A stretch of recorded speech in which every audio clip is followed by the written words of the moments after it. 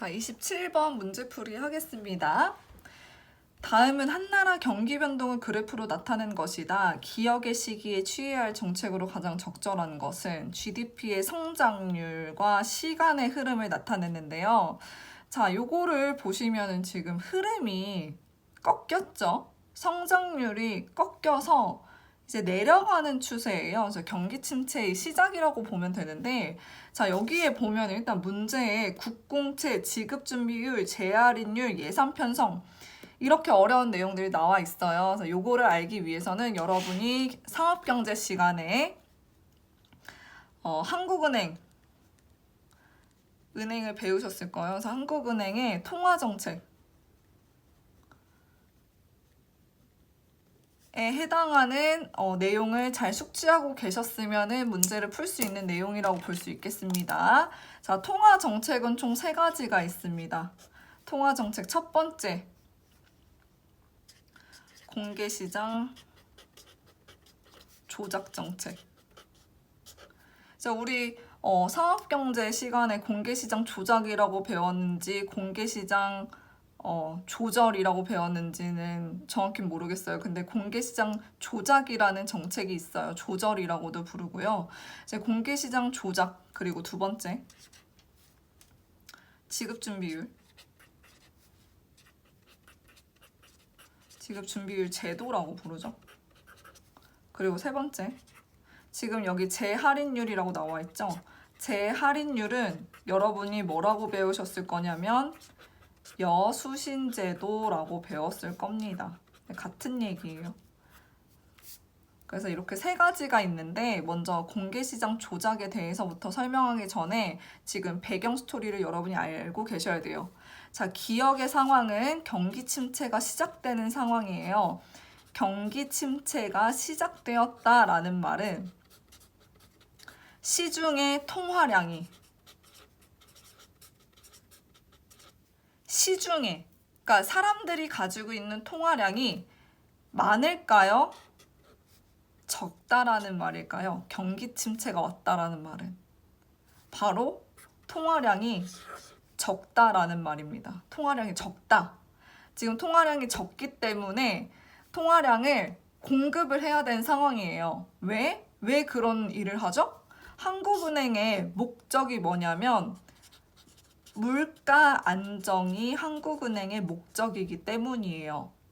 통화량이 너무 많거나 너무 적을 경우에 한국은행이 통화정책을 사용해서 물가 안정을 시키는 게 얘네의 존재의 이유예요. 반드시 그렇게 해야 돼. 그래서 3가지의 정책이 있는데 3가지의 정책과 예산 편성까지 해서 이걸 골라라 이 얘기가 되겠습니다. 자, 안 배우면 어려울 수 있는데 사실은 여러분이 지금 배웠던 내용이에요. 그래서 기역이 경기 침체의 시작이라는 것만 알았으면 여러분 문제 풀 수 있었겠죠? 그러면 추가로 설명을 해보겠습니다. 공개시장 조작의 경우 통화량이 적다라고 표현을 한다면 통화량이 지금 적은 상황이다. 통화량이 적게 되면요. 시중의 통화를 더 뿌려야 되는 상황이죠. 정부의 입장에서는 시중의 통화를 계속해서 공급을 해야 되는 입장이에요. 자, 그런데 정부가 돈을 막 뿌릴 순 없잖아요. 그쵸? 뭐 돈을 막 뿌려요? 그냥 공짜로? 그러긴 어렵죠. 그렇기 때문에 정부, 즉 한국은행에서 하는 일이 있어요. 공개시장 조작 같은 경우는 국공채를 이용해요. 자, 여기서 질문. 국공채를 통화량을 시중으로 공급하고 싶을 때 국공채를 매입할까요? 매각할까요? 자, 이건 어떤 기준을 생각하면 되냐면 한국은행 입장이 되어서 생각하시면 돼요. 한국은행이 입장이 돼가지고 시중에 이게 시중이라고 생각해 봅시다. 시중에 한국은행이 돈을 뿌려야 되는 상황이야. 그러면 시중에 돌아다니는 국공채를 매입해서 돈을 줘야 되는 걸까요? 아니면 시중에 있는 국공채를 팔아서 매각하고 돈을 가져와야 될까요? 매각과 매입. 한국은행에서 시중에 돈을 뿌리려면 당연히 매입을 해야겠죠. 국공채를 매입해야겠죠. 매입을 해야지 국공채는 한은으로 오고 한은이 돈을 뿌릴 수 있잖아요. 그래서 국공채 매입을 한다라고 보시면 돼요. 그럼 반대로 통화량이 많을 경우에는 국공채를 매각하겠죠.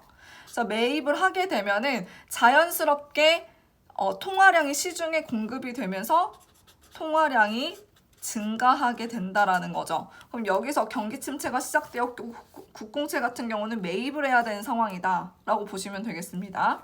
자, 이제 지급준비율 제도인데 지급준비율 제도라는 건 각 은행에 정해진 지급준비율 제도라는 게 있어요. 여러분 상경 시간에 배우셨을 겁니다. 한국은행에서는 한은이라고 가정해 볼게요. 여기는 시중은행. 한은은 시중은행을 관리하는데 시중은행에서 사용되는 돈이 100% 이만큼이 있다고 가정해 봅시다. 그런데 이 중에 일부는 항상 한은에 맡겨야 해요. 일부는. 왜? 그거를 지급준비라고 부르거든요. 지급준비가 뭐냐면요. 이 시중은행에서 돈을 항상 쥐고 있는 게 아니라는 건 알고 있죠. 우리가 시중은행에다가 저금이나 뭐 예금이나 이런 것들을 하게 되잖아요. 그럼 시중은행은 그걸 막 소중히 막 가지고 있는 게 아니라 다른 기업들이나 다른 고객들한테 계속 막 다 빌려줘요. 그러면서 빌려주면서 얘네가 얻는 게 뭐냐면 그에 따른 이자를 먹고 살아요. 시중은행은 영리기관입니다. 무조건 이익을 추구해요. 얘네가 이익을 추구하기 위해서는 이자를 먹어야 돼요. 이자를 먹어야 되기 때문에 너네가 저금한 돈은 다 기업이나 고객들한테 다 빌려줍니다. 그런데 갑자기 누군가가 막 급하게 찾아왔어. 시중은행에. 제가 지금 급한 일이 있어서 그런데 제가 맡겼던 1억 지금 주세요. 라고 했을 때 다른 사람한테 다 빌려주고 돈이 없어. 그럼 1억을 어떻게 다시 돌려줘요? 다른 사람한테 막 전화해서 우리가 빌려줬던 돈 좀 급하게 주세요. 찾는 사람이 있네요. 이렇게 할 순 없잖아요. 그렇기 때문에 지급준비라는 걸 하게 돼요. 한은의 역할은 은행의 은행이라는 역할도 있죠. 은행의 은행 역할을 합니다. 그래서 얘네 시중은행이 한은에다가 저금을 하게 되는데 그걸 지급준비 제도라고 불러요. 근데 지급준비율을 또 한은이 결정해서 줄 수 있어요. 결정해서 줘요. 시중은행이. 너네는 몇 퍼센트 저금해. 니네는 몇 퍼센트 이런 식으로 우리한테 줘. 그러니까 너네는 재무구조가 좋으니까 몇 퍼센트만 우리한테 줘. 너네는 거래량이 적으니까 혹시 모르니까 너네는 많이 지급준비율 많이 해. 이런 식으로 각 은행마다 지급준비율을 다르게 합니다. 그래서 통화량이 적을 때도 이거를 한국은행 쪽에서 조절할 수 있다라는 거예요. 지금 통화량이 적죠. 통화량이 적은 이유는 경기 침체가 시작됐기 때문입니다. 자, 그럼 통화량이 적어요. 그렇다면 시중은행에서 지급준비율이 예를 들어서 원래 30%라고 하죠. 원래 30% 정도의 지급준비를 하고 있었을 때 통화량이 없다면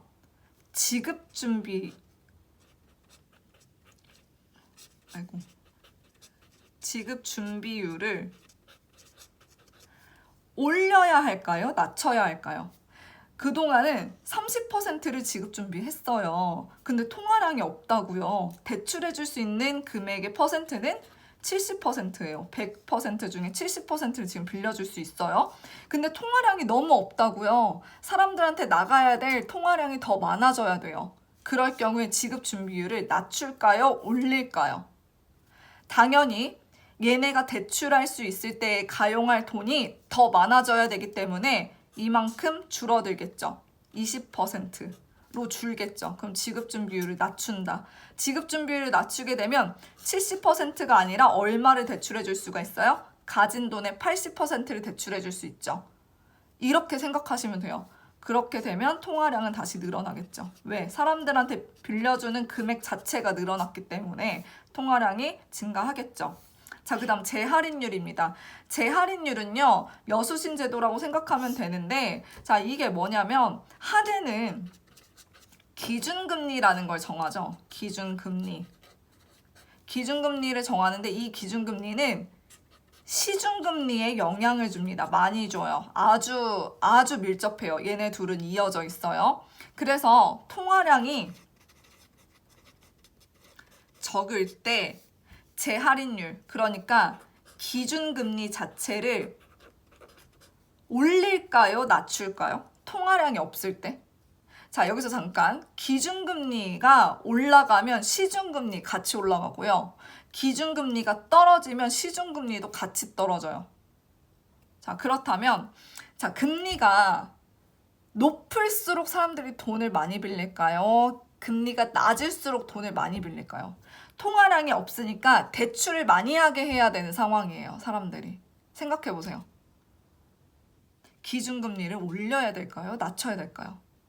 자, 금리라는 것은 일단 싸야지 사람들이 많이 빌려요. 그러면 금리가 떨어져야겠죠. 금리가 싸야 사람들이 돈을 많이 빌리니까 기준금리를 낮춰요. 기준금리를 낮추면 자연스럽게 시중은행의 시중금리가 떨어지겠죠. 시중금리가 떨어진다는 거는 대출 이자가 낮아진다는 소리. 대출 이자가 낮으면 사람들 뭐 해? 돈 빌려. 대출 이자가 낮아지면 뭐도 같이 낮아지냐면 자, 예금 이자도 같이 낮아집니다. 예금 이자가 같이 낮다라는 이유는 사람들이 저금을 하지 않게 하는 거예요. 예금 이자가 너무 낮으면 사람들 저금해요? 안 해요. 사람들 저금 안 해요. 다 부동산에 투자하지. 실물 자산에 투자하게 되지 예금에다 돈 넣지 않습니다. 그렇다면 선생님 지금 실물 자산에 투자한다는 소리를 했는데 실물 자산에 투자한다는 얘기는 시중에다 돈 뿌린다는 얘기예요. 사고 팔고 돈이 돈다는 얘기죠. 돈이 돈다라는 말은 즉 뭐가 늘어났다? 통화량이 늘어나게 된다라는 얘기가 되겠습니다. 자, 여기까지. 자, 그러면 여기 보시면은 지금 경기가 침체가 시작한 상황이고 그래서 이제 고르면 되는 상황인데 국공채 매입하면 되죠. 지급준비율 인하하면 되고요. 재할인율 뭐 해요? 인하하면 시중금리 같이 따라온다고 했지? 인하. 자, 여기까지 됐고요. 자, 이런 것들을 하기 위해서는 정부 쪽에서 돈을 뿌렸죠. 시중에다 돈을 뿌렸잖아요. 그러니까 예산은 어떻게 되겠습니까? 예산 흑자일까요? 예산 흑자입니까? 지금 통화량이 이렇게 낮아져가지고 막 정부 쪽에서 국공채 매입하고 막 난리 났는데 당연히 적자. 예산을 많이 사용했기 때문에 적자가 되는 겁니다. 이해 한 번만 하면 다른 문제 다 풀려요. 이거는 무조건 여러분이 이제 영상으로 공부를 하셔야 되는 문제입니다. 좋은 문제예요.